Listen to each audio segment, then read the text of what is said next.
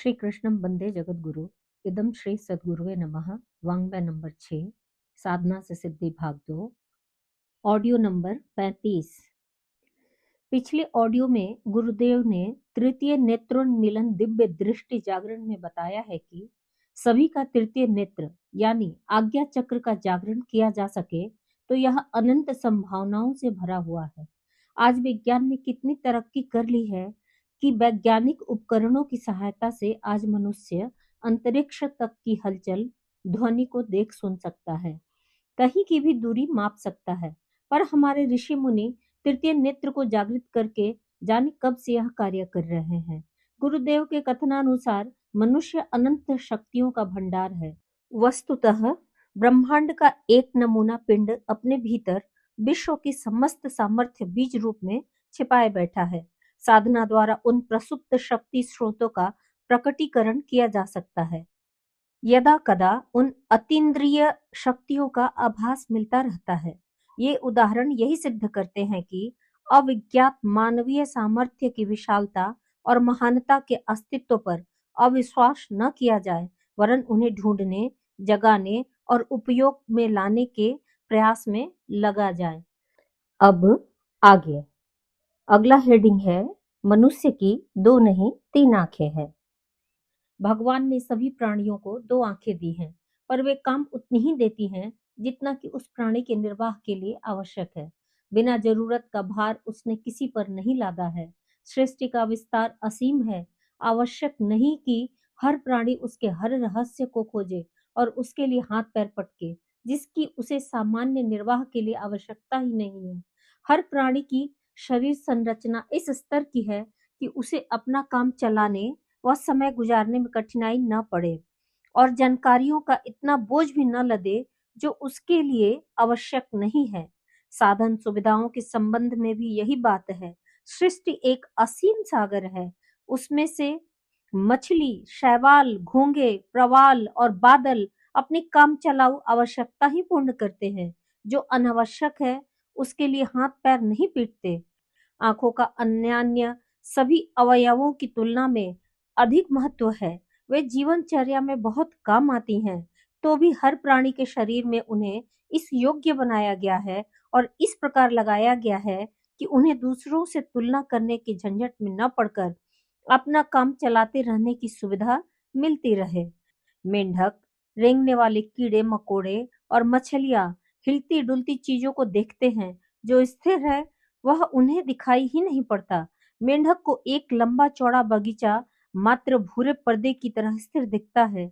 या तो मक्खी आदि शिकार स्वयं उड़े या मेंढक उछले, तभी उसे काम की वस्तु देखने पकड़ने का अवसर मिलता है। अन्यथा सब कुछ स्थिर एवं एक रंग का ही दिखता रहता है। कुत्ता सिर्फ काला सफेद रंग पहचानता है। शिकार तलाश करने में उसकी आंखें उतना काम नहीं देती जितना कि नाक के सहारे सूंघकर पता चलता है। आंखें तो रुकावटों से बचाने भर में काम आती हैं। खरगोश उसकी इस कमजोरी को भली भांति जानते हैं, इसलिए अपना बचाव करने के लिए हवा की विपरीत दिशा में दौड़ते हैं ताकि सूंघने से पता न चले। घोड़े की आंखें ऊपर और नीचे भी देख सकती हैं। उसे शत्रुओं से बचने के लिए मात्र सामने देखना ही पर्याप्त नहीं होगा, वरन अन्य दिशाओं में क्या हो रहा है इसकी जानकारी भी बहुत काम आती है। प्रकृति ने उसकी आंखें इसी हिसाब से बनाई है। चील गिद्धों की आंखें बहुत दूर तक देख सकती हैं। यही कारण है कि वे ऊंचे उड़ते रहकर भी जमीन पर पड़े अपने आहार का पता लगाकर नीचे उतर पड़ते हैं। उकाव मछलियों की ताक में तालाबों के इर्द गिर्द मंडराता रहता है। जैसे ही कोई मछली पानी से बाहर तनिक भी सिर उठाती है कि बिजली की तरह झपट कर वह उसे लपक लेता है। मनुष्य की पुतलियां चलती हैं और पलक झपकते हैं, जबकि यह विशेषता अन्य प्राणियों में बहुत कम मात्रा में ही देखी जाती है। मनुष्य प्रायः 700 प्रकार के रंगों को देख सकता है, किंतु इससे क्या 7 रंगों के सम्मिश्रण से तो 6700 के लगभग रंग बनते हैं। इन सभी को देख पाना मनुष्य की आंखों के लिए संभव नहीं है। टिड्डी, मक्खियों और मच्छरों की कई कई आंखें होती हैं। वे कुछ से देखते हैं तथा कुछ से अन्य प्रकार के अनुभव करते हैं। प्रागैतिहासिक काल के प्राणी अपेक्षाकृत अधिक आंखों वाले थे। जब मस्तिष्क का विकास हुआ और सामने दिखने वाली दो आंखें ही आवश्यक ज्ञान अर्जित करने में कई प्रकार की भूमिकाएं निभाने लगीं, तो उनकी बढ़ी हुई संख्या अनावश्यक होने के कारण क्रमशः समाप्त होती चली गई। मनुष्य और उसी वर्ग के पशुओं को रीढ़ वाले प्राणियों में गिना जाता है। उनमें से सभी की तीन आंखें होती हैं, दो प्रत्यक्ष दृश्यमान, एक खोपड़ी के भीतर विद्यमान, किंतु टटोलने में अदृश्य। इस तीसरे नेत्र को वैज्ञानिक भाषा में पीनियल ग्लैंड कहा जाता है। मनुष्य में यह ग्रंथि प्रायः 1.5-2 मिलीग्राम की होती है। बनावट आंख की तरह इसमें एक पारदर्शक द्रव्य भरा रहता है। आंख की पुतली की तरह इसमें प्रकाश संवेदी कोशिकाएं भी रहती हैं। न केवल मनुष्य में वरन थोड़ा घट बढ़कर घोड़े आकार प्रकार के अंतर से यह प्रायः सभी रीढ़ वाले प्राणियों में पाई जाती है। प्रत्यक्ष वाली दो आंखें सिर्फ अमुक दूरी तक अमुक स्तर के प्रकाश में दिख पड़ने वाले दृश्य ही देख पाती है, पर यह तीसरी आंख अनेक काम आती है। प्रकाश की कमी पड़ने पर पलकों वाली आंखों को कुछ दिखाई नहीं पड़ता, परंतु सर्वदा सर्वत्र किसी न किसी रूप में विद्यमान रहने वाली सूक्ष्म प्रकाश तरंगों के सहारे वह अंधकार में भी बहुत कुछ देख सकती है। अनुमान इसी आधार पर लगाए जाते हैं। अंधों के लिए तो यह लाठी का काम देती है। न केवल दृश्य वरन गंध, शब्द और ताप की उन तरंगों को भी वह ग्रहण कर सकती है जो नाक, कान या त्वचा की पकड़ में सामान्यतः नहीं आती है। मछलियां इसी उपकरण के सहारे पानी का ताप नापती हैं और अनुकूल क्षेत्र के लिए चली जाती हैं। वे समुद्र की गहराई और अत्यधिक दूरी में क्या स्थिति है, इस संबंध की सभी जानकारियां प्राप्त करती रहती हैं, जो खुली आंखों की सामर्थ्य से बाहर है। मेढकों की तीसरी आंख में मेलाटोनिन नामक हार्मोन निकलता है। उसी प्रकृति वरदान के सहारे उनकी काया उन चित्र विचित्र पुरुषार्थों को संपन्न करती रहती है जो अन्य प्राणियों की बस से बाहर है। पीनियल ग्लैंड का मनुष्य की विशेषता महत्वाकांक्षा और कामुकता के साथ गहरा संबंध है। इस क्षेत्र में थोड़ी सी विशिष्टता बढ़ जाने से मनुष्य असाधारण रूप से महत्वाकांक्षी हो उठते हैं। दुस्साहस भरे कदम उठाने के लिए उनको बिना डरे रुके आतुर रहते देखा जाता है। इसी प्रकार इस क्षेत्र के उतार चढ़ाव से कामुकता की प्रवृत्ति पर गहरा असर पड़ता है। वह असाधारण रूप से उत्तेजित एवं अतृप्त भी रहती देखी गई है। ऐसा भी पाया गया है कि उस उत्साह का एक प्रकार से लोप ही हो जाए एवं नपुंसकता की स्थिति बन पड़े। अल्प आयु में प्रौढ़ों जैसी परिपक्व एवं विकसित जननेंद्रियों वाले कितने ही व्यक्तियों की यह विचित्रता पीनियल ग्लैंड की उत्तेजना से संबंधित पाई गई है। इसी प्रकार शरीर से सर्वथा हृष्ट पुष्ट होने पर भी वासना से घृणा करने वालों या डरने वालों में इसी क्षेत्र की शिथिलता को आधारभूत कारण समझा गया है। इतना ही नहीं, आयु की तुलना में बहुत घटे या बढ़े हुए व्यक्तित्व का आश्चर्य भी इसी कारण दृश्यमान होता है। कई अधेड़ों की प्रवृत्ति बचपन जैसी पाई गई है, जबकि कई बच्चे बुजुर्गों जैसे गंभीर और दूरदर्शी देखे गए हैं। इसी तीसरे नेत्र का सहयोग करने के लिए एक छोटी ग्रंथि मस्तिष्क के पिछले भाग में रहती है। इसे पिट्यूटरी ग्रंथि कहते हैं। यूं इसका प्रभाव क्षेत्र एड्रिनल और थायराइड ग्रंथियों से रिसने वाले हार्मोनों पर अधिक रहता है।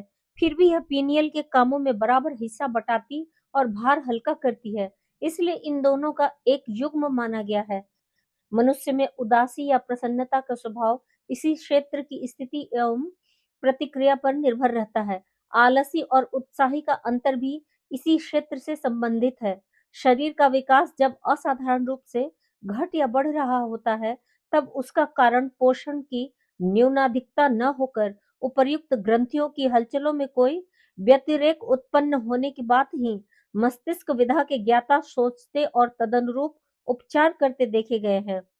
चूहों और मुर्गियों पर किए गए प्रयोगों में यह तथ्य स्पष्ट रूप से परिलक्षित हुआ है कि यह तीसरी आंख, जो सामान्यतः निरर्थक जैसी प्रतीत होती है, उनकी शारीरिक और मानसिक स्थिति को उठाने गिराने में कितनी बड़ी भूमिका निभाती है। उस क्षेत्र को उत्तेजित कर देने पर ये प्राणी अपनी सामान्य गतिविधियों और योग्यताओं को कई गुना बढ़ा सके, जबकि शिथिल कर देने पर वे मुर्दनी के शिकार हुए और अपनी दक्षता तथा क्रियाशीलता सर्वथा स्वस्थ होते हुए भी गंवा बैठे। मेरुदंडधारी प्राणियों को, जिनमें सोचने विचारने की शक्ति होती है, 3-3 आंखों का प्राकृतिक अनुदान मिला है, जो कि जीवित रहने के लिए अपरिहार्य है। आमतौर से हम तीसरी आंख से अनजान होते हैं, किंतु यह प्राणियों के दिमाग में सक्रिय रूप से पाई जाती है एवं इसका प्रयोग भी वे बड़ी कुशलता पूर्वक करते देखे जाते हैं। यह मेंढक की खोपड़ी में तथा छिपकलियों में चमड़ी के नीचे पाई जाती है। इन जीव जंतुओं में यह तीसरा नेत्र रंग की पहचान कर सकता है। वैज्ञानिकों की राय है कि यदि मेंढक प्रकृति की व्यवस्था के अनुसार पानी के अलावा धरती पर अधिक रह सका होता, तब यह बहुत उपयोगी रहा होता। जब मेंढक पानी में रहता है, तब उसका तीसरा नेत्र पानी के बाहर के आसपास के वातावरण का पता लगाकर संकेत देता है। जब वह धरती पर आता है, इस नेत्र के माध्यम से वह रंगों को भी पहचानता है तथा यौन संपर्क स्थापित करता है। छिपकलियों में तीसरे नेत्र से कोई फायदा नहीं, क्योंकि वह चमड़ी के नीचे ढका रहता है। व्हेल मछली के पैर उपयोग न होने के कारण लुप्त हो गए। तीसरे नेत्र के विषय में भी वैज्ञानिक यही उत्तर ढूंढ रहे हैं कि इसके वेस्टिजियल अंग माने जाने का कारण यही हो सकता है। वैज्ञानिकों ने पता लगाया है कि जिन प्राणियों का खून ठंडा होता है, उनमें यह तीसरा नेत्र थर्मोस्टेट का कार्य करता है, क्योंकि उनका तापक्रम एक सा नहीं रहता है। जैसा वातावरण होता है, बदल जाता है। इस प्रकार से प्राणी यह पता लगा लेता है कि ठंडे या गर्म किस स्थान में जाना है। मेंढक के पूंछ वाले बच्चे, जिन्हें टेडपोल कहते हैं, यदि अंधेरे में रख दिए जाएं, तो उनका रंग हल्का हो जाता है। यह तीसरे नेत्र से निकलने वाले हार्मोन मेलाटोनिन का ही परिणाम है। जर्मन वैज्ञानिकों का ऐसा मत है कि इस तीसरे नेत्र के द्वारा दिशा ज्ञान भी होता है। इसमें पाया जाने वाला हार्मोन मेलाटोनिन मनुष्य की मानसिक उदासी से संबंधित है। अनेकानेक मनोविकारों एवं मानसिक गुणों का संबंध भी यहाँ स्रावित हार्मोन स्रावों से है। पीनियल ग्रंथि मेंढक और गिरगिट के मस्तिष्क पर एक उभार के रूप में ऊंची उठी हुई देखी जा सकती है।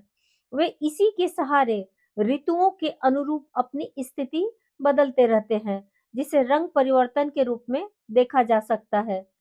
मनुष्य की आंखें मस्तिष्कीय पीनियल ग्रंथि से प्रभावित होती है और उसी स्तर के अनुरूप दृश्य देखती है। इंफ्रारेड और अल्ट्रावायलेट किरणों को पकड़ने की क्षमता उसमें विशेष रूप से पाई जाती है। इसलिए मनुष्य प्रकाश किरणों के साथ रंग न देखकर मात्र उन्हीं रंगों को उतनी ही मात्रा में देख पाता है, जितने के लिए पीनियल ग्रंथि का कामकाजी भाग सहमति प्रदान करता है। जिस प्रकार मस्तिष्क का मात्र 7% कामकाजी प्रयोजनों में प्रयुक्त होता है और शेष भाग प्रसुप्त स्थिति में पड़ा रहता है, उसी प्रकार पीनियल का एक अंश ही प्रकृति ने दैनिक व्यवहार में काम आने के लिए पर्याप्त समझा है और शेष को विशेष व्यक्ति द्वारा विशेष प्रयोजन के लिए विशेष प्रयत्न के सहारे प्रयुक्त किए जाने के लिए सुरक्षित रखा है। यदि उन अंधेरे क्षेत्रों को प्रकाशवान बनाया जा सके, तो न केवल पीनियल ग्रंथि वरन सुविस्तृत मस्तिष्कीय चेतना भी जागृत हो सकती है और मानवीय क्षमता में रहस्य भरे चमत्कारों का समावेश हो सकता है। सन 1898 में जर्मन चिकित्सक ह्यूवनर के सामने एक 12 वर्षीय ऐसा बालक लाया गया, जिसके अन्य सभी अंग तो आयु के हिसाब से ही विकसित हुए थे, किंतु जननेंद्रिय पूर्ण वयस्कों जितनी परिपुष्ट हो गई थी। वह संतानोत्पादन में हर दृष्टि से समर्थ थी। इस असाधारण और एकांगी प्रगति का कारण उन्होंने खोजा तो पाया कि उसकी पीनियल ग्रंथि का अविकसित रहने वाला भाग किसी कारण उत्तेजित हो गया है और उसने अपने प्रभाव क्षेत्र को अतिशय विकसित करने में भूमिका निभाई है। ह्यूवनर से पूर्व पीनियल ग्रंथि की रहस्यमय क्षमता के संबंध में ईसा से 400 वर्ष पूर्व यूनान के चिकित्सक हैरी फिलम ने ऐसे संकेत दिए थे कि यह क्षेत्र मानवीय व्यक्तित्व के अनेक पहलुओं को प्रभावित कर सकने में समर्थ है। फ्रांसीसी तत्ववेता रेने डेस्कार्टिस ने भी इसी क्षेत्र को आत्मा का निवास माना था और वहां दिव्य दर्शन की संभावना व्यक्त की थी। पीनियल ग्रंथि में कितनी ही अतीन्द्रिय क्षमताएं विद्यमान है। आज्ञा चक्र जागरण एवं तृतीय नेत्रोन्मीलन के रूप में उन्हीं के महात्म्य प्रतिफल की चर्चा होती रहती है। शिव जी द्वारा कामदेव को जलाया जाना, दमयंती के शाप से व्याध का भस्म होना, गांधारी द्वारा दुर्योधन का वज्रांग बना दिया जाना, संजय का महाभारत का दृश्य धृतराष्ट्र को बताना और लेखा द्वारा उषा को अनिरुद्ध का दर्शन कराना जैसे पौराणिक आख्यायिकाएं इसी तृतीय नेत्रोन्मीलन के साथ जुड़ी हुई सिद्धियों का दिग्दर्शन कराती हैं। मेस्मरिज्म, हिप्नोटिज्म में नेत्रों के द्वारा जिस वेधक दृष्टि को उगाया, बढ़ाया एवं प्रयुक्त किया जाता है, वस्तुतः वह उसी तृतीय नेत्र का उत्पादन है, जिसे शरीर शास्त्री पीनियल ग्रंथि के नाम से संबोधित करते हैं। चर्म चक्षुओं की यदि हिफाजत न रखी जाए, उनके प्रति उपेक्षा बरती जाए, दृश्य शक्ति का व्यतिक्रम किया जाए, तो वे असमय में ही खराब हो जाते हैं और संपूर्ण या आंशिक अंधता का शिकार बनना पड़ता है। यही बात तृतीय नेत्र के संबंध में भी है। ध्यान, योग व त्राटकाभ्यास आदि के माध्यम से आज्ञा चक्र के नाम से जाने जाने वाले पीनियल संस्थान को विशिष्ट क्षमता संपन्न बना सकते हैं। तीसरी आंख प्रसुप्त दो आंखों से कम महत्वपूर्ण नहीं है। उसे न तो उपेक्षित पड़े रहने देना चाहिए और न कुदृष्टि अपनाकर नष्ट भ्रष्ट ही करना चाहिए। अब जो हेडिंग पढ़ने जा रहे हैं वो है तृतीय नेत्र की दिव्य क्षमता। मानव शरीर के हर अंग अवयव का महत्व है। शरीर के विभिन्न क्रियाकलापों में उनकी छोटी बड़ी भूमिका है, पर उन सब में मस्तिष्क का अपना अलग स्थान है। वह न केवल मूर्धा पर अवस्थित है, वरन मूर्धन्य गतिविधियों का संचालक भी है। आमतौर पर उससे सोचने, विचारने, स्मृति रखने, निर्णय लेने जैसे काम लिए जाते हैं, पर मस्तिष्क की सामर्थ्य उतनी तक ही सीमित नहीं है। सूक्ष्म शक्तियों का वह एक ऐसा भंडागार है जिसका एक अत्यंत छोटा भाग ही सामने आता तथा प्रयुक्त हो पाता है। अपने भीतर अद्भुत शक्तियों को दबाए एक ऐसे ही मानसिक केंद्र की जानकारी वैज्ञानिकों को मिली है, जिसमें रहस्यमय शक्तियों के होने उभरते रहने की संभावना वे व्यक्त करते हैं, जिसे योग विज्ञानी चिर पुरातन काल से आज्ञा चक्र तृतीय नेत्र कहते रहे हैं तथा महान संभावनाओं से युक्त बताते रहे हैं। संभवतः वह केंद्र यहीं कहीं स्थित हो। दोनों भवों के मध्य में स्थित कोश समूह को योग विज्ञान में आज्ञा चक्र कहा गया है। यह दिव्य दृष्टि का एक महत्वपूर्ण संयंत्र है।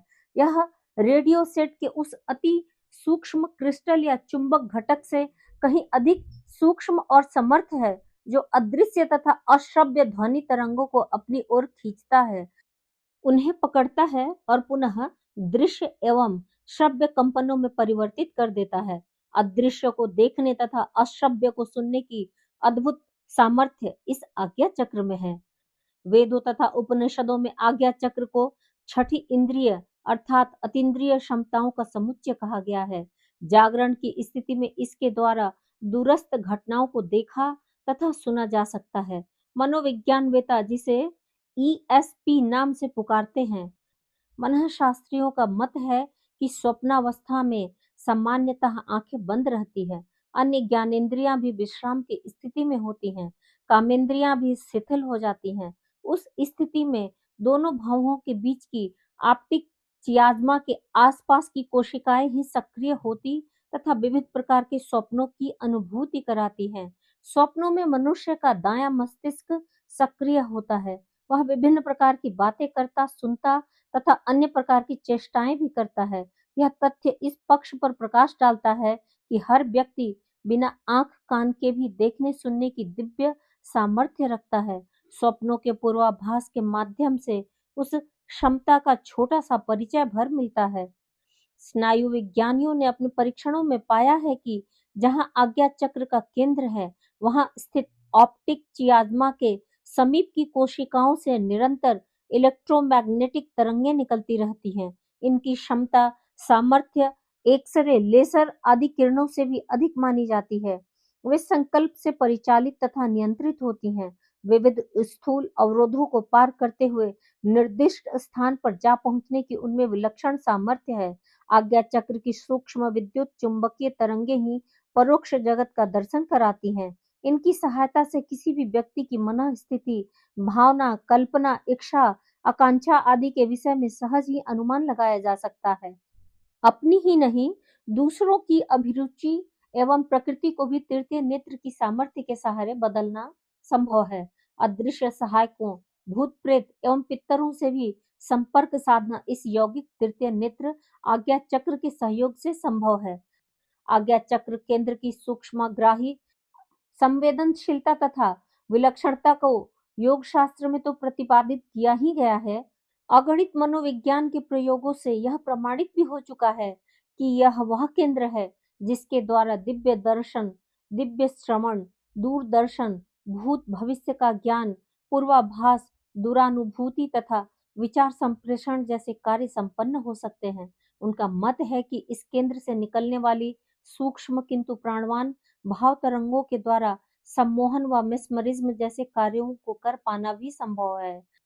ध्यान योगियों का अभिमत है कि आत्म साक्षात्कार, ईश्वरानुभूति व दिव्य अनुदानों के आदान प्रदान जैसे महान प्रयोजन तीसरे नेत्र के जागरण से ही संभव होते हैं। सामान्य सा दिखने वाला व्यक्ति भी इस केंद्र के जागरण से परम सत्ता में एकाकार होने का परम लक्ष्य सिद्ध कर सकता है। ध्यान योग के विविध प्रयोग इस केंद्र के जागरण के लिए ही किए जाते हैं। नूतन विकासवाद के प्रवक्ता कुछ वैज्ञानिकों का अभिमत है कि बहुत समय पूर्व मस्तिष्क के मध्य दोनों भावों के बीच एक तीसरे नेत्र का अस्तित्व था, जो बाद में ग्रंथि के रूप में बदल गया। पीनियल ग्रंथि उस तीसरे नेत्र का ही बदला हुआ रूप है, जो अपने भीतर अगणित रहस्यों को छिपाए हुए है। मनुष्य में इसका वजन मुश्किल से 1 या 2 मिलीग्राम होता है, पर इस छोटी सी रचना का शरीर के विकास एवं उसकी हलचलों में भारी योगदान है। एकमात्र यही ऐसी ग्रंथि है जिसमें तंत्रिका कोशिकाएं विधिवत मस्तिष्कीय कोशों की तरह पाई जाती हैं। यदि इस ग्रंथि का संतुलन गड़बड़ा जाए तो अनेक प्रकार की शारीरिक मानसिक समस्याएं पैदा हो सकती हैं। जागृत स्थिति में कुदेरने उभारने पर इससे अगणित उपलब्धियां भी हस्तगत होती हैं। असंतुलन की स्थिति में शारीरिक प्रौढ़ता शीघ्र आधमकती है, जननांग तेजी से बढ़ने लगते हैं, ग्रंथि के हार्मोनों के असंतुलन से विकास अवरुद्ध हो जाता है, जीवन पर्यंत बचपन का अभिशाप लद जाता है, शरीर एवं मस्तिष्क का विकास बंद हो सकता है। कुछ विशेषज्ञों का यह भी मत है कि पीनियल ग्रंथि रक्त में शक्कर की मात्रा के माध्यम से ग्रोथ को संतुलित बनाए रखने में पिट्यूटरी ग्रंथि तथा पैंक्रियाज की मदद करती है। इस ग्रंथि का नियंत्रण एड्रिनल तथा थायराइड ग्रंथियों पर भी रहता है। वैज्ञानिकों ने अपनी खोजों में पाया है कि मनुष्यतर कितने जीव जंतु ऐसे भी हैं जिनमें तीसरे नेत्र का अस्तित्व स्थूल रूप से ही विद्यमान है। अपने दैनंदिनी कार्यों में उस नेत्र का उपयोग उसी प्रकार करते हैं जैसे कि सामान्य मनुष्य आंखों का करता है। न केवल देखने बल्कि समय, दिशा, मौसम, प्रकृति की घटनाओं का भी अनुमान वे अपने तृतीय नेत्र से लगा लेते हैं। यह मात्र उसका स्थूल स्वरूप है जिसका उपयोग जीव जंतु कर पाते हैं। मनुष्य के लिए तो अनेक संभावनाएं छिपी पड़ी हैं। वैज्ञानिकों की खोज से यह भी मालूम हुआ है कि ठंडे खून वाले प्राणियों में इस क्षेत्र की कोशिकाएं थर्मोस्टेट का काम करती हैं। उनके शरीर का तापक्रम एक सा नहीं रहता, बदलता रहता है। गर्मी में गर्म और सर्दी में ठंडा। तापक्रम नियंत्रण के लिए वे गर्मी में ठंडे स्थानों पर रहते हैं तथा सर्दी में गर्म स्थानों पर। उनकी इस विलक्षणता के कारण उन्हें तापक्रम की पूरी खबर रहती है तथा समय समय पर स्थान परिवर्तन के लिए निर्देश देती रहती है। पश्चिम जर्मनी में हुई खोजों का निष्कर्ष है कि तीसरी आंख कुतुबनुमा का भी काम करती है। दूसरे पशु पक्षी दिशा का अनुमान अपने इसी चुंबक के आधार पर लगा लेते हैं। पृथ्वी चुंबकत्व एवं जैव चुंबकत्व दोनों की तरंगों की गति समान है। यह इससे सिद्ध होता है कि मनुष्यों में भी अपवाद रूप में किन्हीं किन्हीं में यह कुतुबनुमा क्रियाशील बताया गया है। जिस प्रकार साइबेरिया से आने वाले आव्रजक पक्षी अपनी दिशा स्वयं ढूंढते एवं फिर वापस अपने स्थान पर पहुंच जाते हैं, मनुष्यों में भी यही बोध विद्यमान होता है। मानवीय विलक्षणता के परिचायक किसी अंग का उपयोग न हो तो वह एनाटॉमी की दृष्टि से वेस्टिजियल ऑर्गन अर्थात निरर्थक अंग ही कहा जाएगा। यही विडंबना पीनियल पिट्यूटरी एक्सिस एवं हाइपोथैलेमिक उत्तकों के साथ हुई है। सामान्य नजर आने वाले क्रियाकलापों में असामान्य सामर्थ्य छुपी पड़ी है।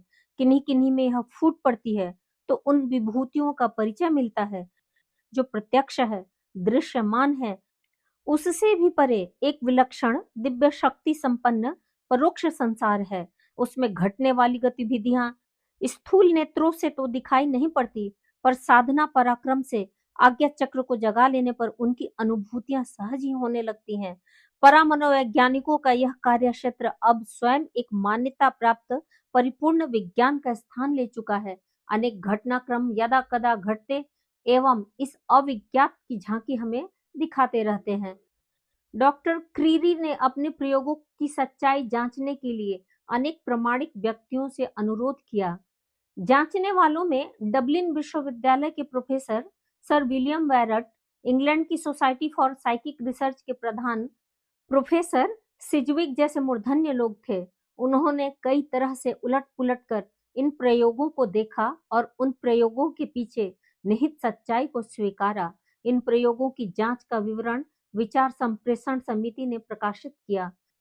गेविन मैक्सवेल ने अपने अनुसंधानों में एक 80 वर्षीय अंधे का वर्णन किया है, जिसने समुद्र में डूबी हुई एक मछुआरे की लाश का सही स्थान बताने और उसे बाहर लाने में सहायता की थी। उन्होंने पश्चिम पठार के द्वीप समूहों के लोगों में यह क्षमता विशेष रूप से पाए जाने का उल्लेख किया है। शमस फियाराना द्वीप में एक मछुआरा मछली पकड़ते समय गांव के समीप की खाड़ी में डूब गया। उसकी लाश निकालने और विधिवत दफनाने के लिए सारा गांव उत्सुक था। सभी नावें कई दिन तक लगातार खाड़ी में चक्कर काटती रहीं। निराशा छाई हुई थी। तभी उस 80 वर्षीय अंधे कैलम मैकनिन ने कहा, आप लोग मुझे नाव में बैठाकर ले चले और खाड़ी में घुमाते रहे। संभवतः मैं लाश को तलाश करा दूंगा। वैसा ही किया गया। सही जगह मिलने पर बुढ़ा चिल्लाया, कांटा डालो, लाश ठीक नीचे है। वैसा ही किया गया। फलतः मृतक को बाहर निकाल लिया गया और विधिवत दफनाया गया। एक बार महर्षि महेश योगी ने यौगिक उड़ान के प्रदर्शन का आयोजन किया था। स्प्रिंगदार गद्दों पर उड़ने वाली यह रेस तो मजाक बनकर रह गई, पर गुरुत्व शक्ति के विपरीत ऊंचा उठ पाना व हवा में तैर पाना अतीन्द्रिय क्षमताओं के जागरण से संभव है। इटली के पादरी जोसेफ ने अपने समय में हवा में उड़ सकने की क्षमता प्रदर्शित करके अनोखी ख्याति पाई थी। इस सिद्धि की चर्चा तब तो देश भर में फैल गई जब उन्होंने अपनी मृत्यु से कुछ ही समय पूर्व एक डॉक्टर को भी अपने साथ हवा में उड़ाकर दिखा दिया। जोसेफ की मृत्यु 1663 ईस्वी में हुई थी। जब वह मरणासन्न थे तो प्रसिद्ध चिकित्सक फ्रांसिस्को थिरियोली को चिकित्सा के लिए बुलाया गया। डॉक्टर ने अपने संस्मरण में लिखा है, मैं देखभाल कर ही रहा था कि जोसेफ ने मेरा हाथ पकड़ा और हवा में तैरने लगा। उससे जकड़ा हुआ मैं भी उड़ रहा था। इसके बाद वह मुझे उड़ाते हुए फ्रांस के गिरजे तक ले गया और वहीं बैठकर प्रार्थना करने लगा। मुझसे कहा कि आपके इलाज की जरूरत नहीं रही, मुझे भगवान ने बुलाया है, सो मैं जल्दी ही परलोक जा रहा हूँ। मैं सन्न रह गया। दूसरे दिन ही उसकी मृत्यु हो गई। इटली के सरकारी कागजों में जोसेफ के हवा में तैरने के कितने ही प्रसंग हैं, जो पुलिस तथा दूसरे अफसरों ने तथ्य का पता लगाने के लिए जांच पड़ताल के संबंध में संग्रह किए थे। किंवदंतियों से लेकर प्रत्यक्षदर्शियों तक के ऐसे अनेकानेक प्रसंग इटली की जनता में प्रचलित है, जिनसे पता चलता है कि वे ऊंची रखी हुई ईसा की मूर्तियों तक उछलकर जा पहुंचते थे और ऐसे ही कुछ देर अधर में लटके रहते थे। लोग उन्हें अलौकिक क्षमताओं से संपन्न सिद्ध पुरुष मानने लगे थे। पूर्वार्थ दर्शन के अनुसार ये अलौकिक सूक्ष्म शरीर के जागरण की सिद्धि मात्र है। डाउनिंग अर्थात जमीन के अंदर क्या है, यह बताने की क्षमता भी एक ऐसी ही विद्या है जो किन्हीं किन्हीं में जन्म से ही जागी पाई जाती है। कोलोरेडो प्रांत के लेडीवली नगर में के.डब्ल्यू.पी. जोन्स नाम का एक ऐसा व्यक्ति हुआ है जो जमीन पर चलकर यह बता देता था कि जिस भूमि पर वह चल रहा है उसके नीचे किस धातु की कितनी गहरी तथा कितनी बड़ी खदान है। उसे जमीन में दबी विभिन्न धातुओं का प्रभाव अपने शरीर पर विभिन्न प्रकार के स्पंदनों से होता था।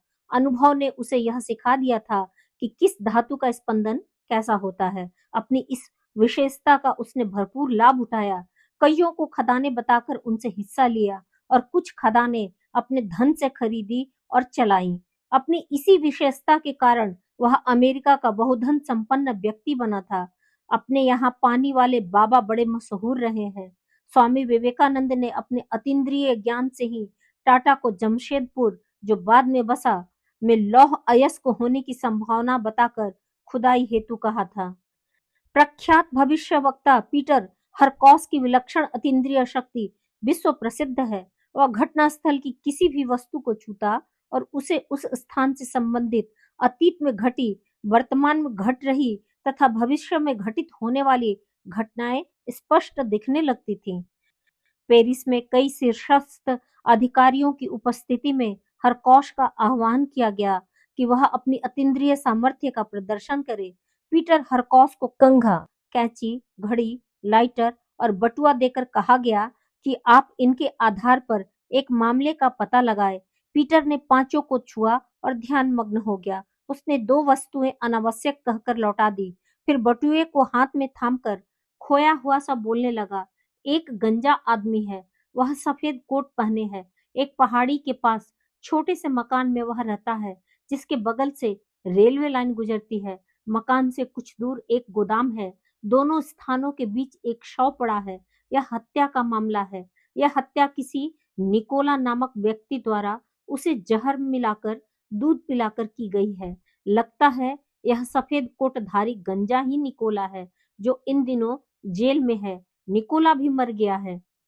पीटर हरकॉस की सभी बातें तो सही थी, पर जेल में बंद निकोला जीवित था।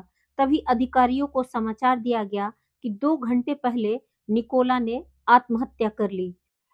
आज का स्वाध्याय यहीं तक। सभी को प्रणाम। 21वीं सदी, उज्जवल भविष्य। भारत माता की जय।